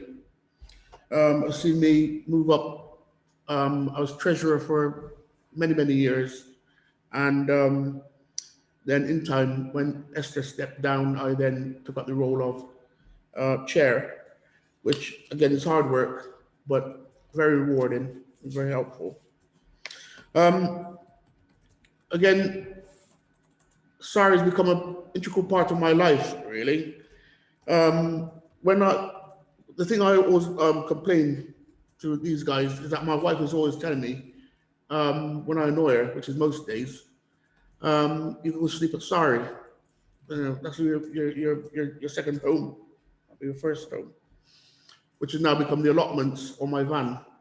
So I've got 3 options to sleep when I annoy my wife. I want to thank you all. I want to thank the members of SARI. Go over it again, as Alex said, thanks to funders. But what I will come to also come to the staff, because without the staff, and we refer to the whole staff as Team SARI. So the moment you join SARI, you become part of the team. And I've always said we're a ship. And every one of us plays a very, very important role in running that ship. It's been a very challenging few years that we've had, and we've achieved quite a lot in terms of the building. We've had the building refurbished, new roof. We've actually been able to add a disabled toilet and things, which was very challenging because this being a listed building, we had to go through a hell of a lot of rigmarole and legislations and laws and things in which to achieve it, but it's now achieved, and we have a wonderful building here. Excuse me, and with a disabled toilet and disabled access, which is right and proper in today, where everyone will have access to this building. Again, the staff are sorry. Those of you outside, you can only hear our testimony about the staff at SARI. But believe me, guys, people, ladies and gentlemen, these people are, I always say this job, working at SARI, is not a job, it's a vocation. Because they work very, very hard. It's a very stressful situation, very stressful job. And they work with remarkable integrity and diligence and conviction. So to the staff of SARI, again, can I second what everyone said about you guys? Thank you very much for your hard work. It doesn't go unnoticed.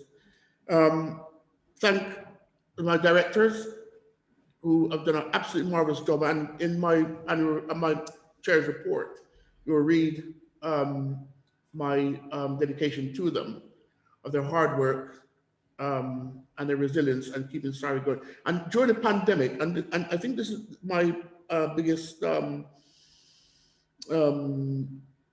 my biggest applause for everyone, that the clients were still looked after during the pandemic, and that came from every angle and every person that working for SARI.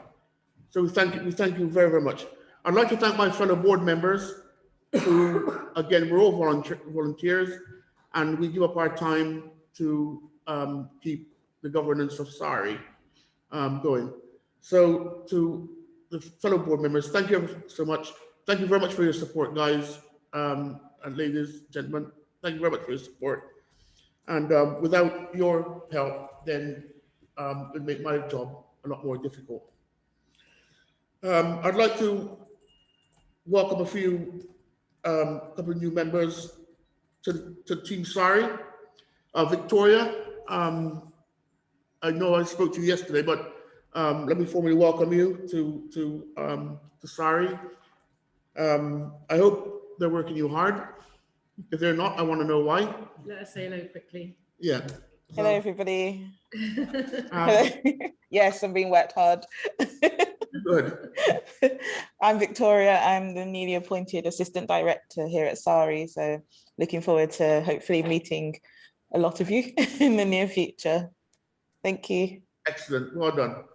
And Tim, is Tim there? I am, but I'm not sure if my camera's working, so Yes, apologies. Yeah, so again, Tim, I met you yesterday, but once again, welcome and thank you for your contribution. And again, like I said, that goes to the wider staff who have been here all this time. I know Alex mentioned a few names, but to you all who know you are, well done, and thank you for your hard work. So that leads me just to close the meeting. And just to say once again, everyone, thank you for your time. Thank you for your effort. Congratulations to Vishal and Stella becoming a member of SARI. And I encourage you all to become a member of SARI because we do wonderful work here. It's hard work, but it's very rewarding. When you see what we give back to the community and how we help people. So, Wunmi, She's gone. Well, new member, yeah. Our new member, Wunmi, yeah, who spoke earlier on so eloquently. So that just leaves me to close the meeting. Ladies and gentlemen, thank you very much. Please have a great day, and hopefully see you next year. See you next year.